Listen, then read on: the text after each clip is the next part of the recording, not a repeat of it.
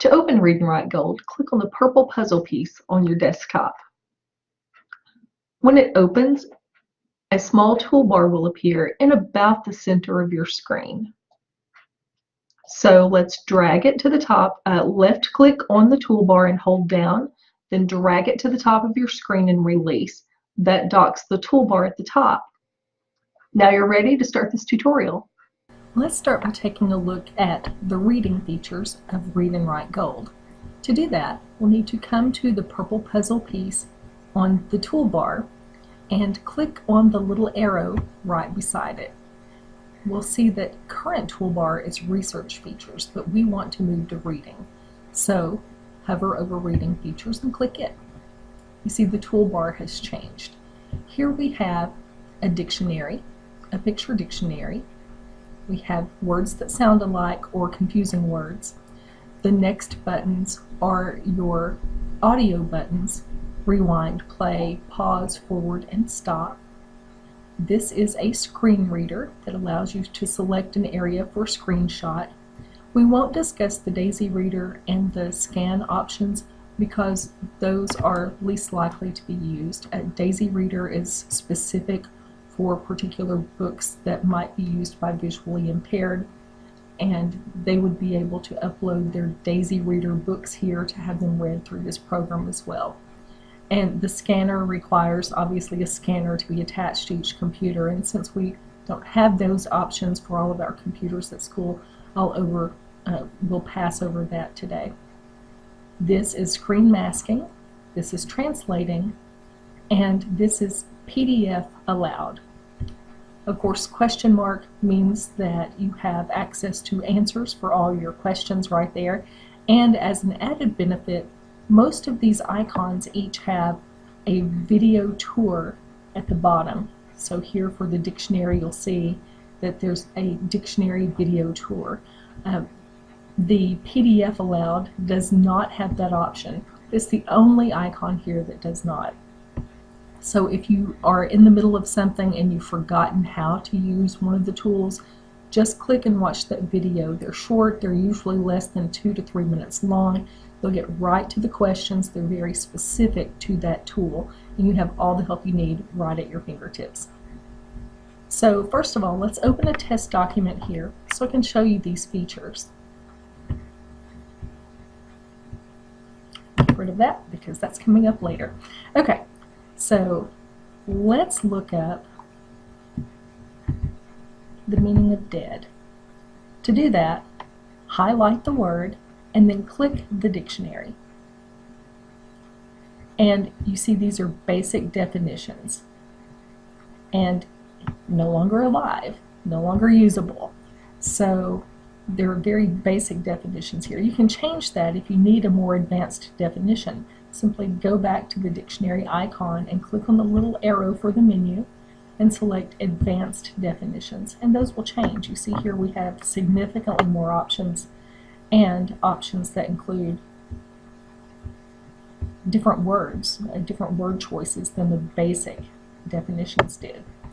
Also in dictionary you have the option of web definitions, which is basically a Google search for the definition. And then Word Wizard helps you find a word in a document. We won't do that here because our document is so short, but it's basically find a particular word. Let's move on to Picture Dictionary. It operates a little differently than the regular dictionary. With the regular dictionary, we highlight the word and then click the icon. The opposite is true here. So we're going to click the icon. You see a little window appears here. And since we're connected to the internet, we can click on a word and it will find an image for us. So we clicked on our word and we have some clip art that appears here. So if people need a visual to associate with the word, this is how they can do that. And then you can select whichever of these best suits the meaning of the word for you, double click it, and it will put it into the text right beside the word. Now you can move it around, you can make it bigger or smaller, just like you would with any other clip art. But you can leave it there or you can remove it. I'm going to remove it for now, but it's a great option to have with the Picture Dictionary. Let's move on to words that sound alike or are confusable. So we know that there are homophones that catch people up all the time. There, and there. So, and that's just one. Two and two would be another set. So this will show those words, and we can also click here to show confusable words. So although it may not be like once here, may not be a homophone, but it might be maybe often misspelled or misused in terms of text because it's an error that we just don't catch because spell check doesn't catch it because it's not spelled incorrectly. So we're going to include confusable words here. And so you just click this and it's going to examine the information for us. So here we can see it's asking us, is B this kind of B or is it this kind of B? So we know we have the right one, so we can ignore it. And then once, here we have once, and we have, did you really mean once or did you mean ounce? So since we really meant once, we're going to just ignore. And you can see my picture dictionary is still up, so it's still showing images here. We had the, did you mean the or did you mean THEE? I'm going to click out of the picture dictionary, okay, and I'll ignore that. We've got now. They ask, do you mean now or did you really mean how? And then me. Did you mean me or did you mean me? MI, short for a mile. So anyway, you can see it gives you an option. It slows you down, gives you a minute, and lets you actually look at each of those words to make sure you've got the right thing.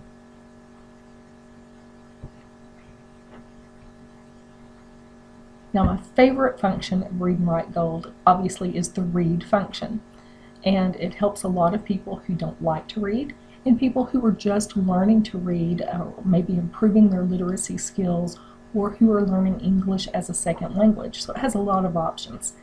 To read a document, put your cursor in front of where you want to begin and then just simply click the play button.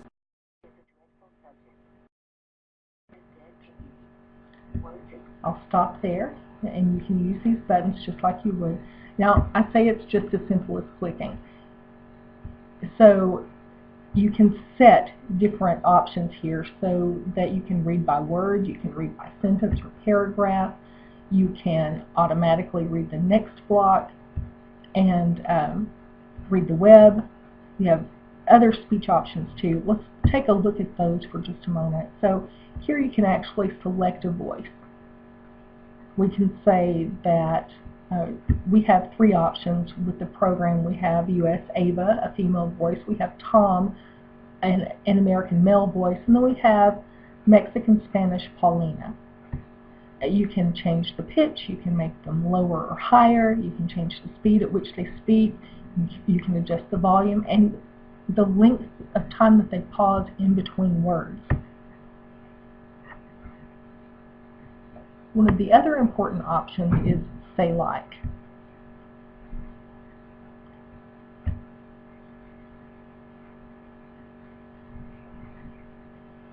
So here we have ASU to ASU. It doesn't look very different because we know in our minds how to translate that. But as it was reading an article, it read this, as you. Okay, that's not how we need it to sound. We need it to sound like ASU. So we put the phonetic pronunciation here to get this.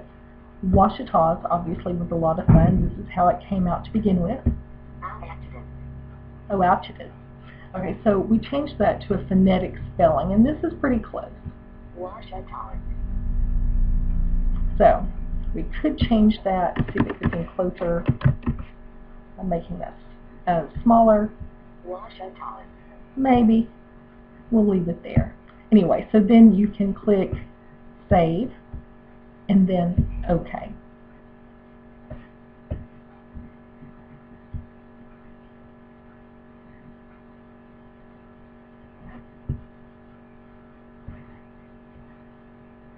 Now, if for some reason you're in a document and it's just not reading like you feel like it should, It's not working by clicking here and pushing the play button.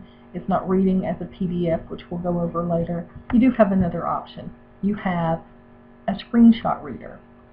To use it, simply click the button and the background of your desktop will become opaque and you'll have these crosshairs. If you left click with your mouse and hold down, you can drag to create a box over the text you want read. It takes just a minute to analyze. History is a dreadful subject. Its dead is dead can be. Once it killed the Romans. Now it's killing me. So there, it read that one box of text and then stopped. Now I could stop it. I can play it again. History is a dreadful subject. I can stop it here. History is a dreadful Rewind subject. just basically goes back to the Dead is beginning. dead can be. Once it killed the Romans. And when you're finished with it, simply X out. Okay, let's talk about screen masking.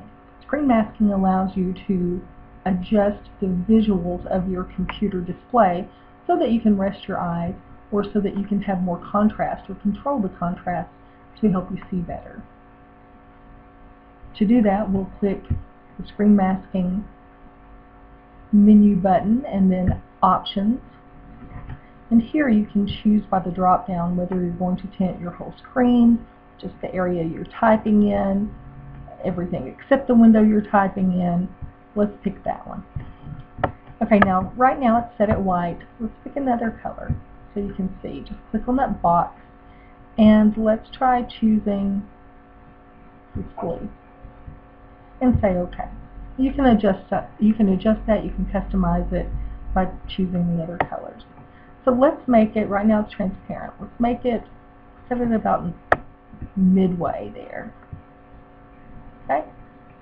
And we should see a change here. There we go. So as I hover, you can see the changes are made in my screen. But since that actually is a visual problem for me, I'm going to change it back. Change it back to white. Say OK, and make it transparent again. Get that slider. Okay. You can also adjust the spotlight. You can give a few minutes to focus before you return to the typing area and that sort of thing. You can increase the height of that spotlight. You know, mine was very narrow, so you can change it here to make it very wide. But I'm going to click OK, and there we go. Well, let's do that just so you can see the width change. So here we have, let's make it a very wide one. Give it a couple of seconds for delay. And I'll need to change the mask again. Change it to dark blue. We'll make it, there we go.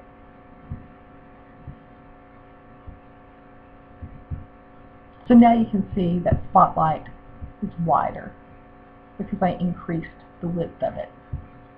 Okay? That's everything for screen masking. I'm going to take a minute to change back to my usual settings and I'll see you with translation. Let's talk about the translation tool. So it's really helpful because you can translate into several languages. Let's click on the translator tool and you see that a box pops up. Now make sure that your play button is using screen reading and then I automatically read the next block, but at least use the screen reading. So I'll come here and click dead and you'll see that dead automatically appears. And whatever I hover over, it will read to me. But, Noun. you know, it's a noun. So now here's the Spanish pronunciation. Defunto. Fernado. Luardo. Exangu. Okay, Spanish is the default. So if you want to change it, you'll need to go to Preferences. And here you can select French, German, Italian, Portuguese, or Spanish. So let's go to German. And we'll go back to our translation. So now you see that the words have changed. Adjective tut. First organ. Adject organ. Object organ. Odiaris strongest. There we have it. So you can change languages just that easily. Now I want to show you how to read a website. If for some reason the website doesn't work this way, go back and make sure you're in Google Chrome. Giving Google Chrome a try should solve your problem. So I'm going to paste my link here, and under the Play menu, make sure you have selected Read the Web, not use Screen Reading, because Screen Reading will read you every button that you have here. So we've changed to Use the Web. College of the Ouachita ASU Board approved merger. February 20th, 2019. College of the Ouachita ASU Board approved merger. March 2019. Okay. Sun. So just by Tuesday. What? Just by hovering over the word, it begins. So let's try that again. College of the Ouachita ASU Board approved merger. College of the Ouachita ASU Board approved. So you see how easy that is. Like I said, the biggest hang-up here that seems to cause a problem is that an extension is needed for Chrome or for Microsoft or for Explorer. So if it doesn't work in one browser, try another one and you should be set. Let's give PDF Aloud a try. It operates a little differently from the others, and you're actually uploading a document to PDF Aloud. To do that, click on the icon, and you'll get to search for the PDF you want. Let's go with this one. We'll open it, and we'll give it a minute to load. And here we see, there's the newsletter that opens up. Click here, and push play. Hancock earns IGC recognition with annual Outstanding E-Faculty Award. So there, you do need to click the first word that you want read. And once you click play, it'll read from there. PDF is the only function on here that does not offer a handy video tool to help you troubleshoot or to help offer reminders of how to work it. Basically, remember, all you have to do is upload, highlight, and then click play.